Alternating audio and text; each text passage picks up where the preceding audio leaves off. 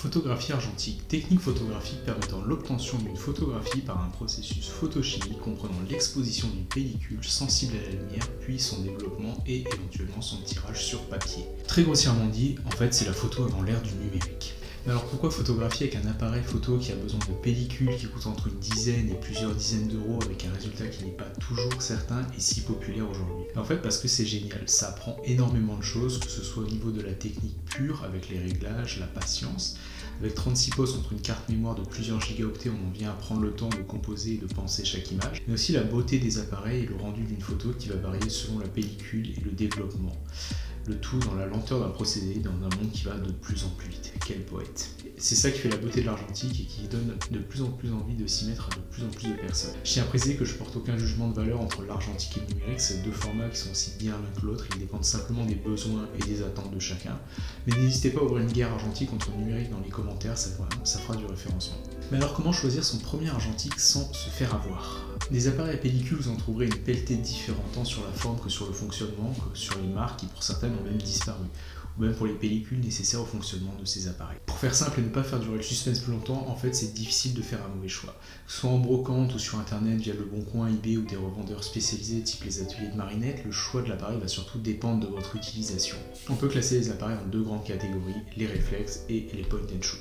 Si vous cherchez à comprendre le fonctionnement d'un appareil, faire tous les réglages vous-même, avoir différents rendus, utiliser plusieurs objectifs selon vos attentes, regardez du côté des appareils type réflexe ou des appareils type télémétrique. Au contraire, si vous voulez un appareil avec un boîtier qui tient dans une poche, qui sans vous embêter avec tous les réglages fera des photos sympas, c'est du côté des point and shoot qu'il faudra vous tourner. Ces appareils, plus ou moins automatiques, vous avez juste à insérer la pellicule, faire votre photo et vous aurez très souvent une belle image sans vous prendre la tête.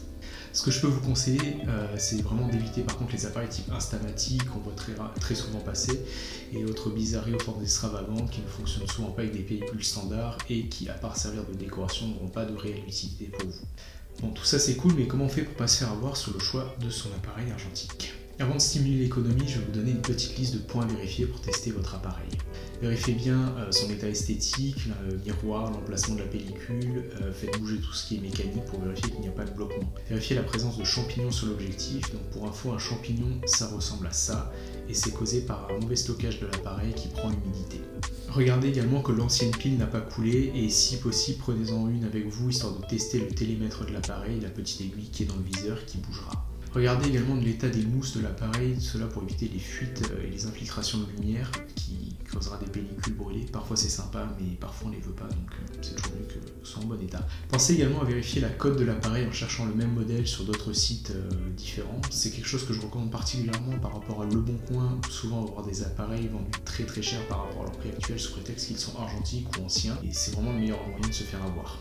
Est-ce que j'ai un appareil à vous suggérer? Alors personnellement mon coup de cœur qui malheureusement a été victime de l'offre et de la demande, c'est le Canon AE1 et tous ses variants comme le AE1 Programme que j'ai juste là. C'est un appareil un peu vieux mais qui est toujours aussi fonctionnel aujourd'hui en 2021, qu'on voit un peu partout maintenant. Il y a aussi les boîtiers de la marque Chinon, donc le Chinon Flex que j'avais chiné en brocante pour 45 € avec 4 objectifs, ce qui était un super bon prix et qui fonctionne super bien. Et du côté des point and shoot, le Canon AF35M que j'ai souvent avec moi et qui prend pas beaucoup de place et qui fonctionne très bien.